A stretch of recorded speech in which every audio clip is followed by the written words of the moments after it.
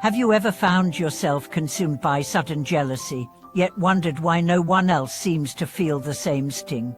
Have you ever lost your temper in a calm moment and blamed the world for your outburst? Welcome back to our channel. Today we turn our gaze inward to confront the hidden adversary lurking beneath every thought and emotion, the demon king of our own minds. Though we instinctively search outward for scapegoats as stressful bosses, unfair circumstances, or toxic relationships, the deepest source of our suffering rises from 5 subtle poisons: arrogance, greed, misalignment, hatred, and jealousy. These seemingly harmless impulses masquerade as confidence, ambition, caution, righteous indignation, or self-preservation, but each harbors a venom that slowly corrodes our peace and clarity. Imagine each of these inner poisons as a delicate, irresistible flower arrow striking your heart. Arrogance's bloom whispers, "You deserve more," while greed's petals entice, "This next pleasure will finally satisfy." Misalignment wraps itself in the guise of prudence, hatred flames with righteous fire, and jealousy shines with the false promise of self-worth. Left unchecked, these blossoms root deep in the psyche, and before you know it, they govern every choice, every reaction, and every relationship. In Buddhist wisdom, recognizing these arrows is the first step toward liberation. They never appear in riotous colors or thunderous wars. They slip in softly, camouflaged within everyday thoughts: a dismissive glance at someone less accomplished, an anxious clinging to money or status, a refusal to praise another's success, an impatient outburst at a minor annoyance, or a silent wish for another's downfall. Each moment you unquestioningly act on one of these impulses, the inner demon king grows stronger, pulling the strings of your moods and decisions. Yet the path to defeat this sovereign of suffering does not require epic battles or grand rituals. It begins with honest self-investigation. At day's end, pause for a few minutes of nightly review. Recall the moments you felt tension in your chest or a flicker of resentment in your mind. Gently ask yourself, which arrow pierced me here? Without judgment, simply note the presence of arrogance, greed, stinginess, hatred, or jealousy, and let that awareness shine like a lamp in a dark room. In that instant, the demon king's power wanes, for it thrives in unseen corners. To strengthen your resolve, cultivate the antidotes of positive emotion.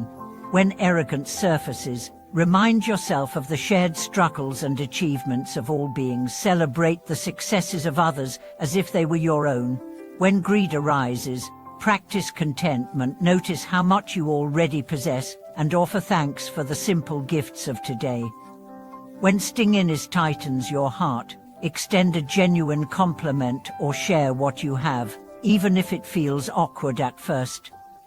When hatred flares, breathe into compassion for both yourself and the one who seemed to provoke you. When jealousy stings, recall that another's good fortune does not diminish your own potential to grow and flourish. Guidance from a wise teacher can further illuminate the battlefield within. Just as a physician prescribes the right medicine for a fever, a seasoned mentor can point out the subtle disguises of your inner poisons. They will not coddle you with comforting words, but they will equip you with the insight to face your shadows without fear. Their presence reminds you that you are not alone in this struggle. Countless seekers across time have wrestled with the same inner tyrant and emerged victorious through sustained practice. Daily vows serve as your spiritual armor. Begin each morning with a simple prompt: today, I will recognize and disarm each arrow of illusion in my mind. I vow to meet every impulse with clarity and compassion. Repeat this vow whenever you sense your will faltering, allowing it to rekindle your intention like a steadfast torch. Remember, having these inner demons does not mark you as broken, it marks you as human. The true danger lies not in their existence, but in remaining unaware, believing that every pang of envy or flash of anger is simply who you are. But you are far more than a sum of fleeting impulses. Beneath the layers of habit and reaction lies a luminous clarity, your original nature, untouched by poison. If you have ever confronted one of these inner enemies and found a way to loosen its grip, please share your experience in the comments. Your story could become a beacon for someone else trapped in the same darkness. And if you're currently battling a particular arrow, be it pride, greed, stinginess, hatred, or envy, let us know what questions you have. Together, we will draw on ancient wisdom and modern insight to uncover the keys to freedom.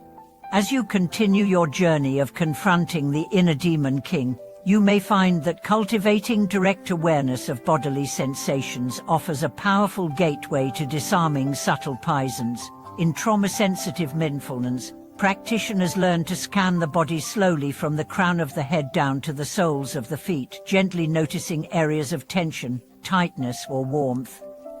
Rather than resisting or judging these sensations, you simply acknowledge them as messengers carrying the emotional charge of arrogance, greed, or jealousy.